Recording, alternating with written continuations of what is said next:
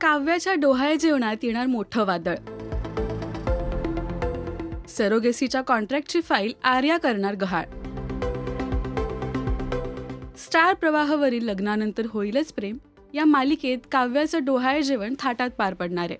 काव्य आणि पार्थला आनंदी बघून जीवा आणि नंदिनी सुद्धा त्यांच्या बाळासाठी उत्सुक असतात. डोहाळे जेवणाचा कार्यक्रम सुरू असताना आर्या जीवा नंदिनीच्या आनंदावर विरजण घालायचा प्लॅन करते.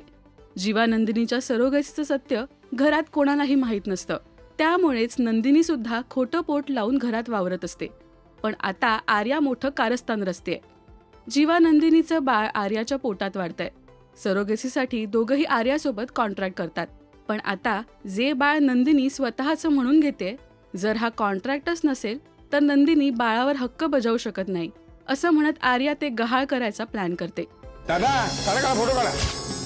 किती छान दिसतात ना दोघे. लवकरच आपलंही बाळ घेणार आणि मग घराचं गोकुळ होणार. आता महाभारत घडणार नंदिनी. आपल्यातला कायदेशीर करार झालेली फाईलच तुझ्याकडे नसेल तर हे बाळ तुझं कसं होईल? बाळाची आई नंदिनी काय? आर्याला जीवा आवडू लागला असतो, म्हणून नंदिनीचा वावर तिला आवडत नसतो. आता कॉन्ट्रॅक्टच नसेल तर नंदिनीला बाळावर हक्क सांगता येणार नाही आणि आर्याला सुरुवातीपासून हेच हवं असतं. सध्या मालिकेचा हा प्रोमो तुफान व्हायरल होतोय. या प्रोमोवर प्रेक्षकांनी त्यांच्या प्रांजळ प्रतिक्रियाही दिल्यात.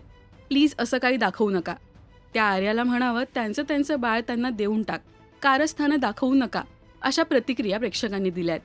तर काहींनी रम्या कमी होती की आता आर्या पण कारस्थानं करायला लागली, अशा कमेंट्स केल्यात. आता आर्यामुळे जीवानंदिनीमध्ये पुन्हा दुरावा येणार का, हे पाहणं महत्त्वाचं ठरेल. तेव्हा पाहायला विसरू नका लग्नानंतर होईलच प्रेम, फक्त स्टार प्रवाहावर. मराठी मालिका विश्वातल्या अशाच बातम्या, अपडेट्स आणि गॉसिपसाठी सबस्क्राईब करा राजश्री मराठी शोबज.